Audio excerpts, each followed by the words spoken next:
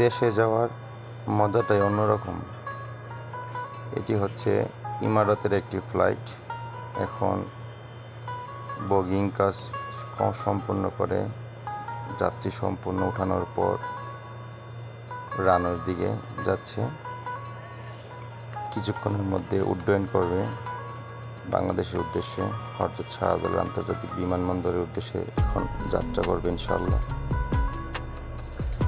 প্রবাস থেকে যখন ছুটিতে বাড়িতে যায় মানুষ, আসলে অন্যরকম একটা অনুভূতি কাজ করে, যেটা বলার মতো নয়। খুবই একটা ভালো লাগা ভিতরে কাজ করে।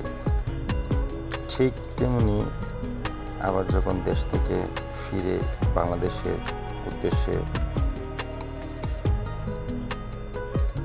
বাংলাদেশ থেকে ব্যাক করবে আবার প্রবাসের উদ্দেশ্যে, ওই সময়টা খুবই কষ্টদায়ক।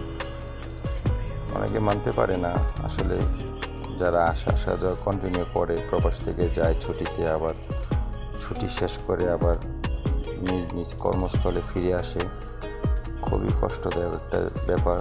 কারণ ফ্যামিলি ছেড়ে, দেশ ছেড়ে, বন্ধুবান্ধব ছেড়ে আবার একটা প্রবাসে আসতে হয়, যার যার নিজ নিজ কর্মস্থলে ফিরে।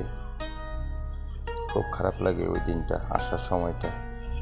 আর যাওয়ার সময় খুবই আনন্দ থাকে মানুষের মনে, হৃদয়ে, যে এত বছর পর দেশে যাচ্ছি। খুবই ভালো লাগা। এটা হচ্ছে দুবাই ইন্টারন্যাশনাল এয়ারপোর্টের কিছু অংশ, দৃশ্য আর কি। খুব সুন্দর পরিপাটি একটা এয়ারপোর্ট, ইন্টারন্যাশনাল। আপনি বিশ্বের ইউরোপ কান্ট্রি যে দেশে যান না কেন, আপনাকে দুবাই হয়ে যেতে হবে। যেই কোনো দেশে যান না কেন, America, France, Italy, Germany, Spain, Netherlands, ইউরোপে আপনি যে দেশে যান না কেন, দুবাই হয়ে তারপরে যেতে হবে। বাংলাদেশ থেকে সরাসরি কোনো ফ্লাইট নেই যে ইউরোপে যেতে পারবেন। দুবাই ইন্টারন্যাশনাল এয়ারপোর্ট খুবই সুন্দর পরিপাটি। দুবাই সরকার খুব সুন্দর একটা এয়ারপোর্ট তৈরি করছে মানুষের জন্য। খুবই পরিপাটি একটা এয়ারপোর্ট, অনেক সুন্দর।